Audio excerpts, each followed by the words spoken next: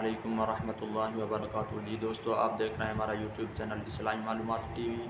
آج کی ویڈیو شروع کرنے سے پہلے آپ کو چھوٹی سی ریکویسٹ ہے، ہمارے یوٹیوب چینل اسلامی معلومات ٹی وی کو سبسکرائب کریں، بیل آئیکن کو دبائیں، کمنٹ کریں اور لائک کریں۔ پھر چلتے ہیں ویڈیو کی طرف۔ جی دوستو، آج کا واقعہ: اگر کوئی اللہ کا بندہ حضور انور صلی اللہ علیہ وسلم کی تعلیمات اور سیرت کا مطالعہ کرتا ہے، اللہ رب العزت کے احکام اور منع کردہ چیزوں کو جان کر اس کے مطابق زندگی گزارتا ہے، تو وہ پھر اللہ کے ملاقات کے شوق میں ہر وقت موت کی تمنا اور موت کے انتظار میں رہتا ہے۔ وہ سفر آخرت کے انتظار میں رہتا ہے، کب میرا انتقال کا وقت ہوگا اور اللہ رب العزت سے ملاقات ہوگی۔ جی دوستو، ایک بہت بڑے بزرگ گزرے ہیں، حضرت مولانا محمد یعقوب رحمۃ اللہ علیہ۔ جب ان کا انتقال کا وقت ہوا تو جمعہ کا دن تھا۔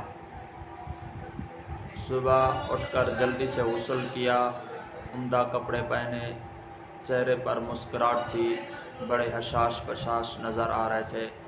لوگوں نے پوچھا، حضرت کیا آج آپ کا کہیں سفر ہے؟ حضرت نے کہا، جی بالکل، آج میرا سفر ہے۔ لوگوں نے سمجھا کہیں یہیں نزدیک کوئی سفر ہوگا۔ پھر جمعے کا وقت قریب ہونے لگا۔ حضرت نے اپنے خادموں سے کہا کہ تکیہ لگاؤ۔ تکیہ لگایا گیا، حضرت لیٹ گئے اور کلمہ پڑھا، روح قبض ہو گئی۔ پھر جا کر لوگوں کو سمجھ آیا اصل سفر یہی سفر آخرت تھا، پوری تیاری اس لیے تھی،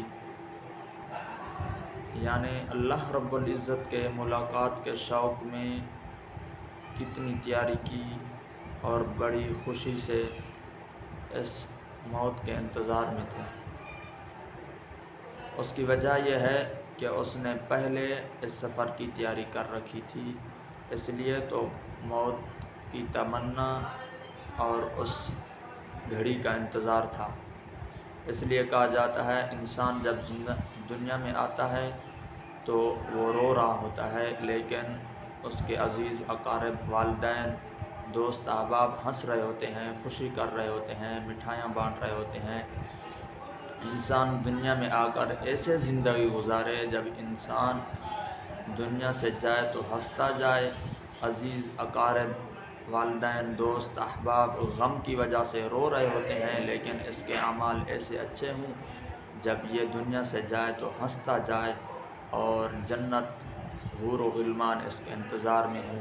دعا ہے اللہ رب العزت ہمیں دنیا والی زندگی اپنے احکام اور حضور انور صلی اللہ علیہ وسلم کے طریقے مطابق گزارنے کی توفیق عطا فرمائے، موت سے پہلے موت کی تیاری کرنے کی توفیق عطا فرمائے۔